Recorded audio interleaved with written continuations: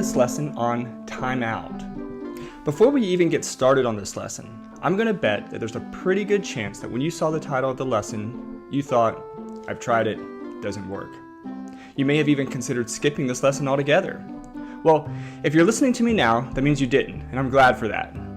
And I have been using timeout for the past decade, and I would not exaggerate to say that the vast majority of the time, when I mention timeout to a parent or anyone else working with kids, they respond to me the same way. Been there, done that, didn't work. While that was a consistent response, what I learned next was consistent as well. They were doing it wrong. With a few tweaks, timeout can become a very valuable tool that you can use anywhere and anytime. Let's first talk about what it is.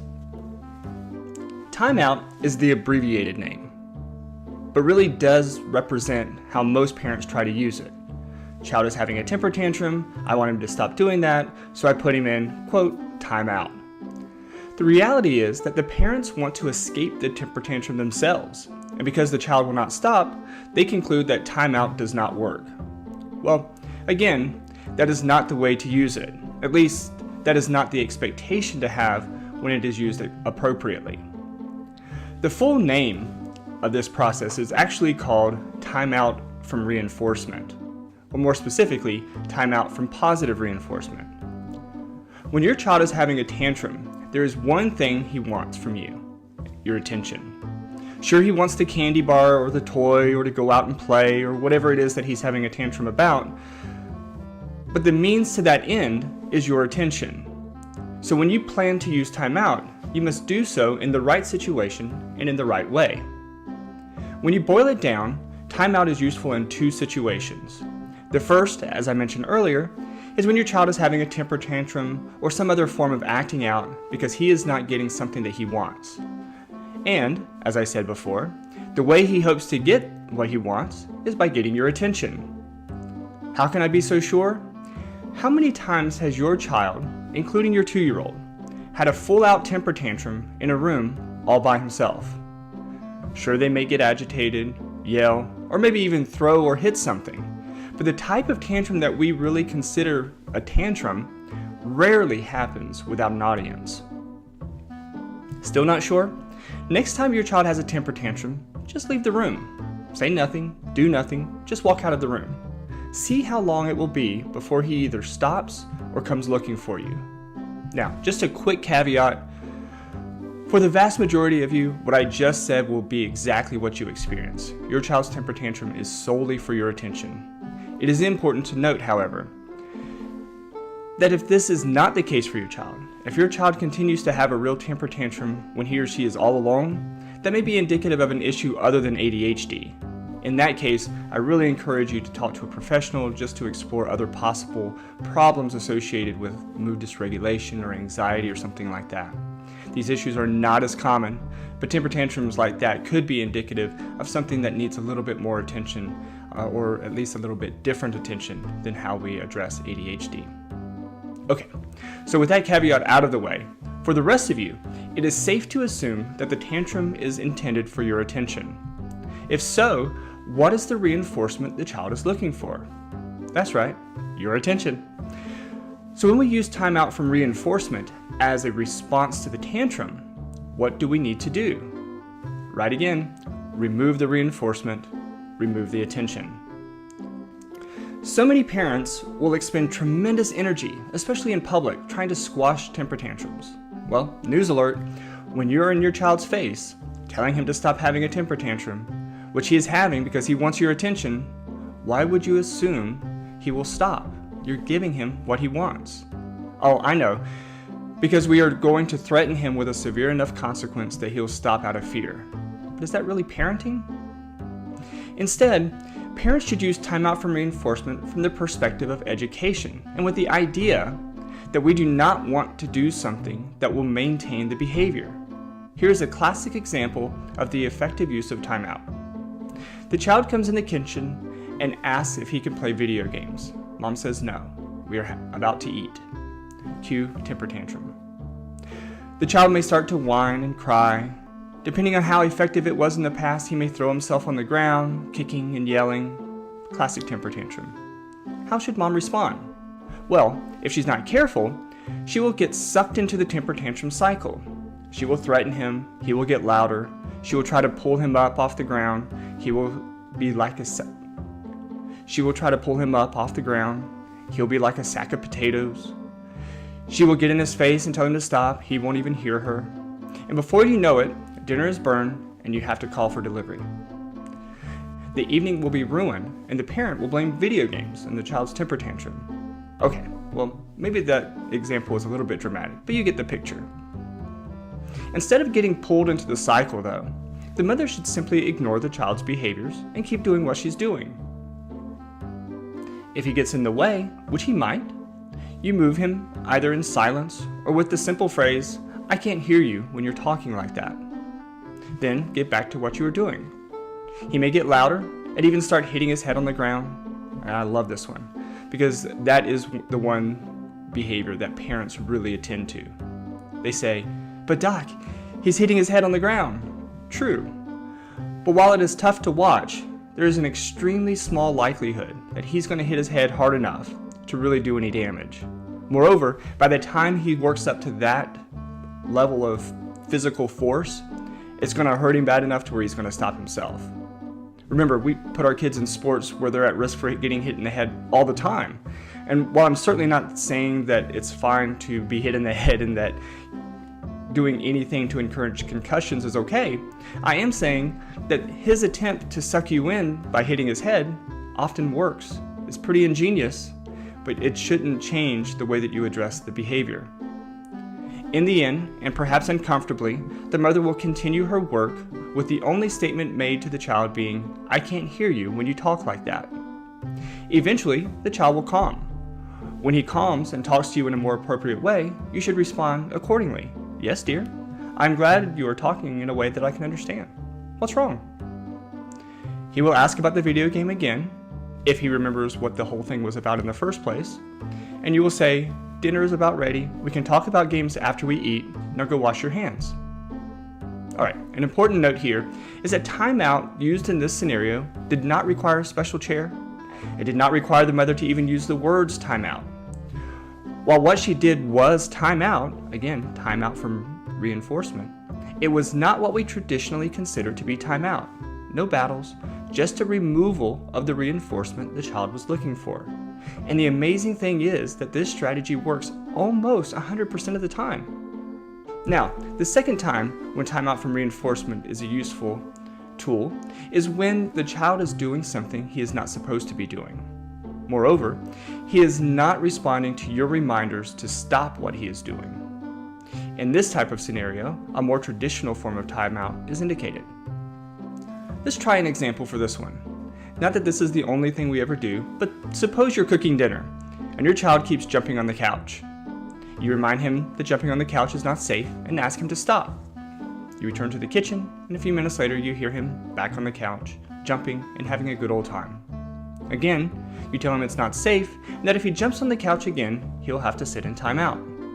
Sure enough, no sooner did you get back in the kitchen that he is back at it. As you enter the room, you tell him that you already gave him 2 warnings and that since he decided to jump on the couch again, he needed to sit in timeout. Now let's evaluate our progress so far. First, you used 2 opportunities to teach and ensure he understood the rules. Great job. Perfect. Second, when you needed to apply the consequence of timeout, you informed him of why he was going to timeout. You made it clear that you said you would put him in timeout if he did it again. Therefore, he is going to timeout. Again, so far, so good. Great job. Now for the big decisions. Where should timeout be served? And for how long must he sit in timeout? Now, as I've already mentioned, we are talking about timeout from reinforcement. Although the child was wanting to jump on the couch, we still need to make sure that he is not reinforced by talking to you or having some other reinforcement. I once met a parent who put the child in timeout in front of the sliding glass doors. The child learned very little about his timeout period because he was having a blast watching the dog chase squirrels in the backyard. Not really timeout from any type of reinforcement because timeout was entertaining. If you think of the classic image of timeout, there's often a child sitting facing the corner of the room. While it does not have to be that specific, the idea really is right. The timeout location cannot be in a place where the child will be entertained, even if it is just something that he can watch, like watching the dog chase the squirrels out back. The idea is that we want timeout to be something he dislikes. That is, what will make it a deterrent the next time around? As such, timeout can be in the corner, it can be in another room, it should be someplace devoid of toys, TVs, electronics, other people, etc. Again, it does not have to be painful or uncomfortable, it just needs to be, for lack of a better word, boring. The second part of the decision relates to how long timeout should last. Some use the rough estimate of 1 minute per year of age. So a 4-year-old should sit in timeout for 4 minutes. It's not a bad rule of thumb, but my experience is that it really isn't necessary for it to even last that long. One of two things will happen when you put your child in timeout. The first is that he will go in timeout without any problem. Now, of course, that's the ideal situation. But this scenario is most likely to occur with a child who is accustomed to timeout. It's old hat for him, he knows how it works, you're consistent, he knows what's going to happen and how to get out of timeout. He'll go in, no kicking or screaming. He'll just serve the time and get back to fun things. That is not to say it isn't effective, it is just that he knows that crying, begging, whining, and all those kinds of things are not going to be an effective way to get out of timeout. In this scenario, the minute per year guideline works well. I would even recommend setting a timer for the time needed, and you're all set. The second scenario is a little more challenging, and is usually indicative of a child who either has never used timeout before, has been able to get out of timeout in the past, or is just the younger end of the developmental spectrum.